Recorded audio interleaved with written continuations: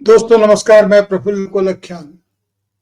आज 27 मई है और 27 मई 1964 का दिन हमारे पहले प्रधानमंत्री श्री जवाहरलाल नेहरू जी के देहांत का है, उनके निधन का है। आज उनकी पुण्यतिथि है। हम उनका पुण्य स्मरण करते हैं। जवाहरलाल नेहरू, जिन्हें बच्चों के चाचा के रूप में जाना जाता था और जिन्होंने भारत के पहले प्रधानमंत्री का पदभार ग्रहण किया, वे कोई साधारण व्यक्ति नहीं थे। वे अमर स्वतंत्रता सेनानी भी थे और जाहिर है कि उसमें उनकी जबरदस्त भूमिका थी। वे आजादी के आंदोलन के शिल्पकार भी थे और उसके हर अध्याय से जुड़े हुए थे। महात्मा गांधी के नेतृत्व में जो आजादी का आंदोलन चला, उसमें जिन कुछ लोगों ने भूमिका अदा की थी, अगली पंक्ति में खड़े होकर के उनमें जवाहरलाल नेहरू का भी नाम था। सरदार पटेल, जवाहरलाल नेहरू जैसे व्यक्ति जो थे, जिनकी जबरदस्त भूमिका थी, और महात्मा गांधी तो थे ही। तो एक आंदोलन था, एक फिजा थी और बहुत सारे लोग थे। डॉक्टर राजेंद्र प्रसाद भी बहुत सारे, डॉक्टर बाबा साहब अम्बेडकर, उनको कैसे भूला जा सकता है। ये तमाम लोग थे जिन्होंने आजादी के आंदोलन को एक आकार दिया था और उस आकार में उन्होंने सुनिश्चित किया था कि जो आधुनिक भारत है उसका स्वरूप कैसा होगा। वह एक लोकतांत्रिक भारत होगा जिसमें मनुष्य की समानता का, उसके सम्मान का सर्वाधिक अवसर संवैधानिक माध्यमों से सुनिश्चित किया जा सकेगा। और यह किया गया। जब वे प्रधानमंत्री बने, उसमें भारत की आर्थिक स्थिति कैसी थी, यह किसी से छिपी हुई बात नहीं है।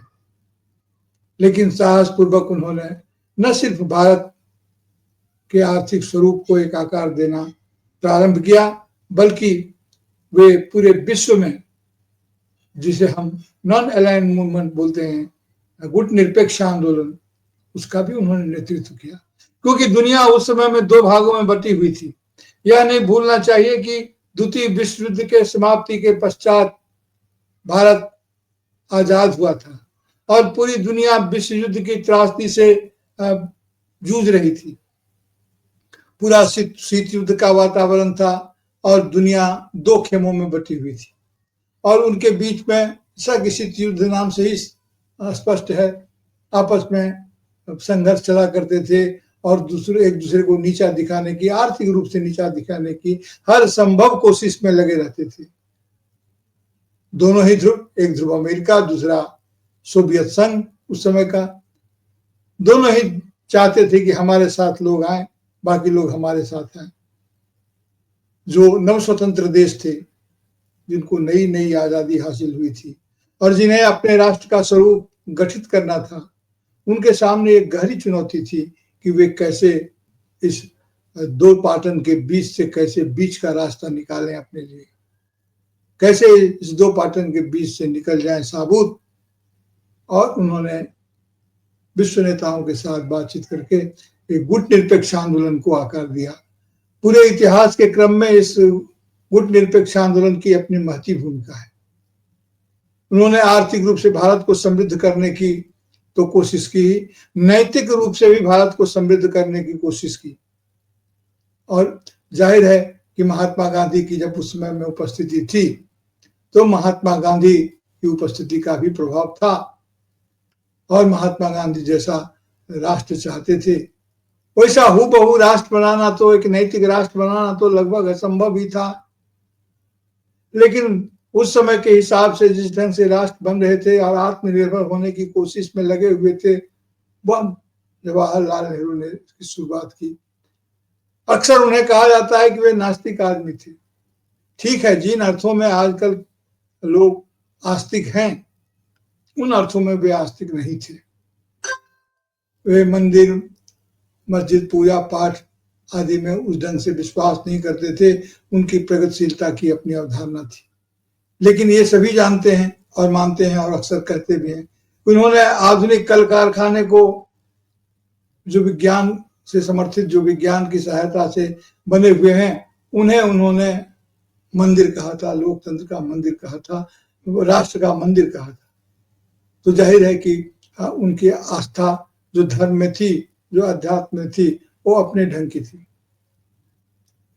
ऐसा नहीं है कि धर्म से उनका कोई संपर्क नहीं था। बहुत प्रारंभ में ही थियोसॉफिकल सोसाइटी के संपर्क में वे आए थे, या उन्होंने वहां से बहुत कुछ जानने की कोशिश की थी। और फिर महात्मा गांधी के नेतृत्व में वो थे। तो महात्मा गांधी जो अपनी हर प्रार्थना में सबको सन्मति दे भगवान, अल्लाह ईश्वर तेरे नाम का गान गाया करते थे, उसकी प्रार्थना सभा में ये गीत गाया जाता था। और न सिर्फ ये गीत गाया जाता था, बल्कि वो सभी से संकल्प लेते थे कि आप इस गीत के मर्म को समझें और इस गीत को गाएं। तो यह कैसे हो सकता है कि जवाहरलाल नेहरू वैचारिक रूप से, जो महात्मा गांधी के इतने करीब थे, वे धर्म की परिधि से बिल्कुल ही बाहर चले गए होंगे? वे कोई नास्तिक नहीं थे। उन्होंने एक और नारा दिया था, जो बहुत, कई नारे दिए थे, कई बातें कही थी जो बहुत महत्वपूर्ण साबित हुए भारत की प्रेरणा के लिए। उन्होंने एक बात और कही थी कि आराम हराम है। यह बहुत बड़ी बात थी कि आराम हराम है। यह सामंतवाद को सीधी चुनौती थी, आराम हराम है की। और उस समय में सोवियत संघ के प्रभाव में इस प्रकार की कोशिश की गई थी कि सोवियत संघ में जो क्रांति का दौर शुरू हुआ था, जो सोवियत संघ अपने आप को पुनर्गठित कर रहा था, उसमें भी यही हवा थी कि आराम नहीं। आप जानते हैं, हमारे हिंदी के एक महत्वपूर्ण कवि है त्रिलोचन जी, त्रिलोचन शास्त्री। उनकी कविता की एक पंक्ति है, हिंदी भाषा है उनकी जिनकी सांसों को आराम नहीं है। अब जिनकी सांसों को आराम नहीं है, वह हिंदी हमारी भाषा है। आज हिंदी पर भी, हिंदी के दुरुपयोग की भी बहुत सारी घटनाएं आ रही है। हिंदी को एक वोट बटरुआ भाषा के रूप में भी इसका इस्तेमाल हो रहा है। यानी कि इस तरह से इस्तेमाल हो रहा है, हिंदी बोलने से हिंदी को चाहे जितना भी उस पर बोझ लाद दिया जाए, धार्मिक, सांस्कृतिक, और उसके आधार पर वोट बटोरने की कोशिश लगातार हो रही है। यह हम सभी देख रहे हैं। हिंदी का जो अपना वैभव था, आजादी के आंदोलन में इसकी जबरदस्त भूमिका थी। हम जवाहरलाल नेहरू को याद करते हैं, महात्मा गांधी को याद करते हैं, तो हिंदुस्तानी और हिंदी को याद न करें, यह हो नहीं सकता है। ठीक है कि उसमें अंग्रेजी की भी बहुत जबरदस्त भूमिका थी, और तमाम भारतीय भाषाओं की भूमिका थी, चाहे वह बांग्ला हो, तमिल हो, तेलुगु हो, बल्कि तमिल और तेलुगु या कन्नड़, इन जो उसमें तमिल के साथ ही जुड़ी हुई भाषाएं थी, मराठी हो, ये तमाम भाषाएं भारत की एक एक अलग अलग से नाम लेने से गलतफहमी हो सकती है। आजकल नाम लेने पर भी वही पाबंदी है कि किसका नाम लिया, किसका नाम नहीं लिया। जो भी हो, तो उस समय में आंदोलन में जबरदस्त इसकी भूमिका थी। खुद बंगाल के कई मनीषियों ने, पश्चिम बंगाल आज जो है उसके कई मनीषियों ने कहा था कि हिंदी राष्ट्र को जोड़ने वाली भाषा है।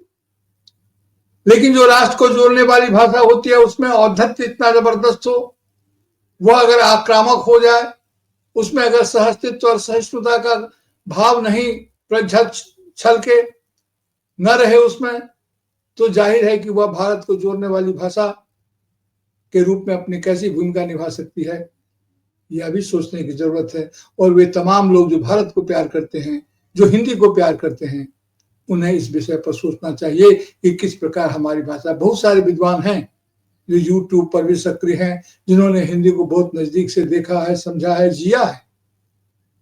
और ऐसे भी हैं जिनकी जीवनी, जिनका जीवन हिंदी के जीवन यापन के लिए हिंदी का आधार रहा है।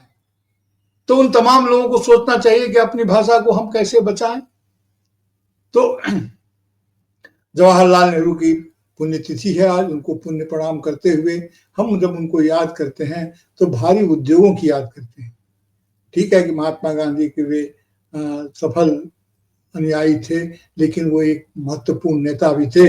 वे देश और दुनिया की स्थिति को समझ रहे थे, उसमें बड़े उद्योगों की जरूरत थी, और औद्योगिकरण की, तीव्र औद्योगिकरण की जरूरत थी। इसे बोलते हैं एग्रेसिव इंडस्ट्रियलाइजेशन की जरूरत थी। ऐसी जरूरत क्यों थी? क्योंकि पूरा का पूरा जो पश्चिम है, खास करके इंग्लैंड, वो औद्योगिकरण की ताकत से ही बलियान होकर के पूरी दुनिया में वह अपनी धाक जमाए हुए था, और भारत में भी उसका जबरदस्त प्रभाव था। तो अगर इसके लिए जो 2-3 चीजें जरूरी थी, वो थी डीकोलोनाइजेशन, अनुपनिवेशीकरण, और उसके लिए जो जरूरी चीज थी वो थी भाषा। लेकिन जब संविधान सभा में भाषा के सवाल को ये किया गया, तो भाषा का सवाल आया, तो जाहिर है कि भारतीय भाषाओं में आपस में द्वंद्व हो सकता था। और दूसरी एक समस्या यह भी रही होगी, मेरा यह अनुमान है, रही होगी कि जो विभिन्न पर्याय हैं, श्रुति सम भिन्नार्थक शब्द अलग अलग भाषाओं में अलग अलग अर्थ देते हैं। जैसे हम मैथिली, मेरी मातृभाषा है, तो मैथिली में वो चेतन बोलते हैं, वयस्क को चेतन बोलते हैं। समर्थ बोलते हैं जो चेतन हो गया है, यानी कि जो एडल्ट हो गया है, उसको बोलते हैं। बांग्ला में अपवाद का अर्थ होता है गाली, जो कि संस्कृत मूल अर्थ के नजदीक है। और वे ऐसे जो श्रुति सम भिन्नार्थक शब्द कहा जाता है कि सुनने में वो ऐसा ही लगता है, लेकिन उसके अर्थ भिन्न होते हैं। तो एक पारिभाषिक शब्द के रूप में, सुनिश्चित अर्थ देने वाले शब्द के रूप में हमारे भारतीय भाषाओं में उसका अभाव था। तो अंग्रेजी जिसका इंटरप्रिटेशन कहिए या जिसका अर्थ कहिए पहले से परिभाषित था, तो उसका माध्यम अपनाया गया। और उत्तर से लेकर दक्षिण तक, पूरब से लेकर पश्चिम तक हर किसी को संबोधित करने की जो शक्ति थी, वह आधिकारिक शक्ति जो थी। बातचीत की बात अलग है, लेकिन जो काम करने की जो शक्ति है, जो उसके लिए जिस भाषा की जरूरत थी, वह अंग्रेजी थी। और अंग्रेजी को अपनाने में भी जवाहरलाल नेहरू ने कभी कोई हिचक नहीं दिखलाई। जाहिर है कि दक्षिण की भी ये इच्छा थी कि अंग्रेजी को रहने दिया जाए, और अंग्रेजी को रहने दिया गया। कांग्रेस की उस समय में जैसी स्थिति थी, जैसी राजनीतिक हैसियत थी, वह कोई भी अतिवादी कदम उठाने में सक्षम थी। लेकिन जवाहरलाल नेहरू ने इसका कभी भी समर्थन नहीं किया, और वे उन लोगों की भावनाओं का भी महत्व समझते थे, उसका सम्मान करते थे, और उनको स्वीकार करते थे, जिनकी संसदीय शक्ति बहुत कमजोर थी, जिनकी संसदीय शक्ति विरोध की नहीं थी। क्योंकि वे ऐसा राष्ट्र चाहते थे जिसमें सिर्फ ताकत की आवाज नहीं, बल्कि आवाज की ताकत को महत्व दिया जाए। आज की परिस्थिति में जो पिछले कुछ दिनों से हमारे यहाँ राजनीतिक विकास हुआ है, उसमें यह बिल्कुल ही असंभव है कि उन लोगों की आवाज को भी ध्यानपूर्वक सुना जाए, उसे महत्व दिया जाए जिनकी ताकत कम है।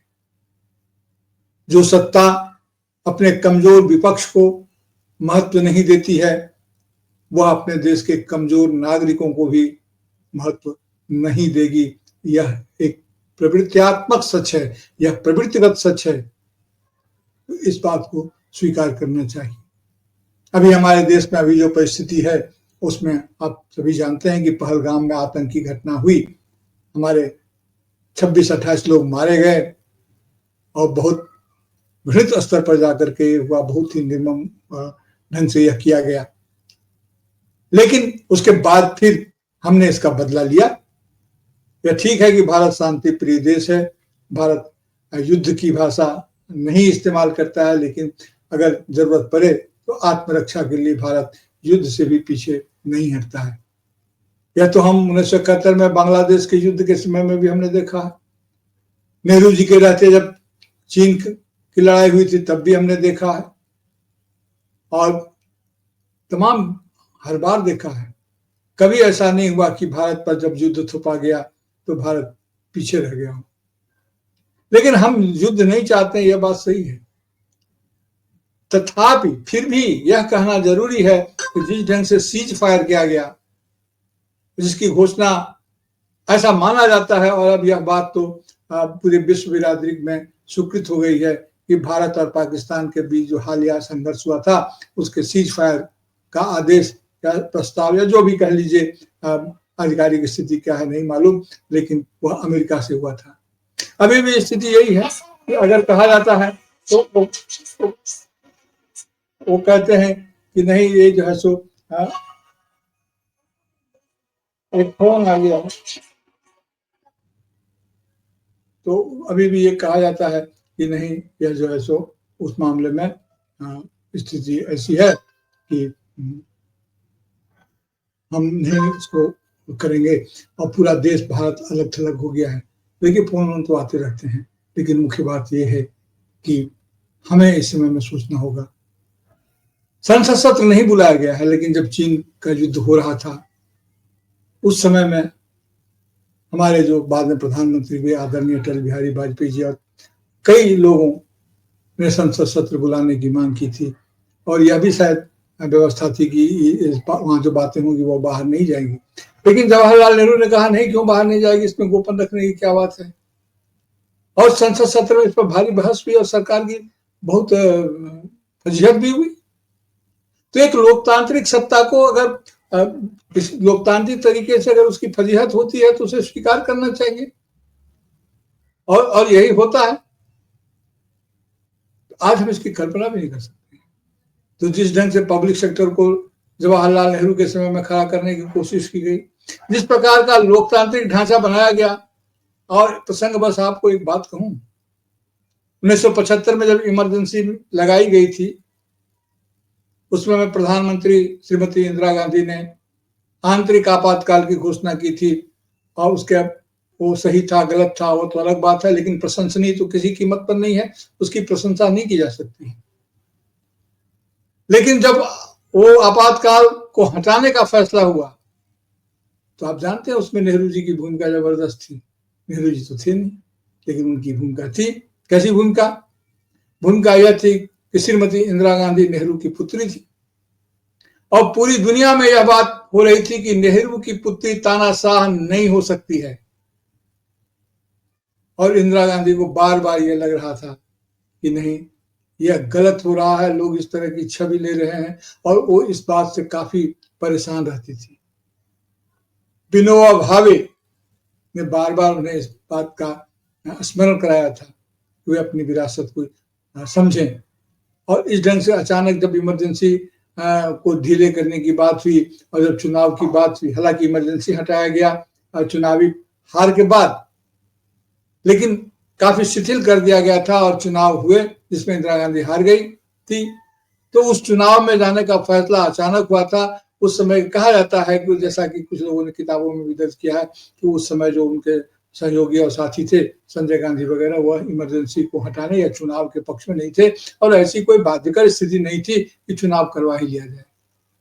लेकिन चुनाव करवाए गए, जनता पार्टी की सरकार आई, हालांकि उसके तुरंत बाद फिर इंदिरा गांधी की सरकार भी आई। लोगों ने समझा और इंदिरा गांधी ने भी अपनी गलती को समझा। तो नेहरू की विरासत बहुत बड़ी है। स्वतंत्रता आंदोलन के संग्राम से लेकर के आजादी के बाद तक के भारत के गठन की तमाम प्रक्रिया में उनकी भूमिका रही है। लेकिन नेहरू जी को जिस ढंग से आजकल चर्चा की जाती है, एक फैशन सा हो गया है, वह अच्छे मिजाज का नहीं है। किसी भी सत्ताधारी दल को उनके बारे में या किसी को भी उनके बारे में अफवाह फैलाने से या नकारात्मक बात को करने से पहले सोचना चाहिए कि किस पर क्या कर रहे हैं। सिर्फ यह नहीं कहना चाहिए उस व्यक्ति ने लंबा समय लगभग 9.5-10 साल उन्होंने जेल में भी काटा था, ऐसा नहीं कि नहीं काटा था। और सभी के अपने अंतर विरोध भी होते हैं, उनके भी अंतर विरोध हैं, लेकिन वे हमारे महानतम पुरखे थे। और जो है सो कई लोगों के साथ जो श्रृंखला बनेगी 2, 4, 5, 10 लोगों की भारत के इतिहास में, तो नेहरू जी का नाम उसमें जरूर होगा। वे बच्चों के चाचा थे 14 नवंबर, और इसीलिए उनके जन्मदिन को 14 नवंबर 1889 में उनका जन्म हुआ था, इसलिए उस दिन को बाल दिवस के रूप में हम मनाते हैं। तो आज उनकी पुण्यतिथि है, आज उनके पुण्य स्मरण, आज उनका पुण्य स्मरण और आज उनको प्रणाम। और यह देश उनको याद करता है, और ज्यों-ज्यों समय आगे बढ़ता है त्यों-त्यों उनकी याद इस देश को और बहुत विकलता से होती है। तो उनको प्रणाम। आपसे अनुरोध है कि कृपया इस वीडियो को लाइक करें, चैनल को सब्सक्राइब करें और दोस्तों तक इस बात को पहुंचाने की कृपा करें, ताकि नेहरू जी के बारे में स्वस्थ चिंतन प्रारंभ हो सके। क्योंकि नेहरू जी के बारे में चिंतन करना अपने लोकतांत्रिक स्वरूप को चिंतन करना है।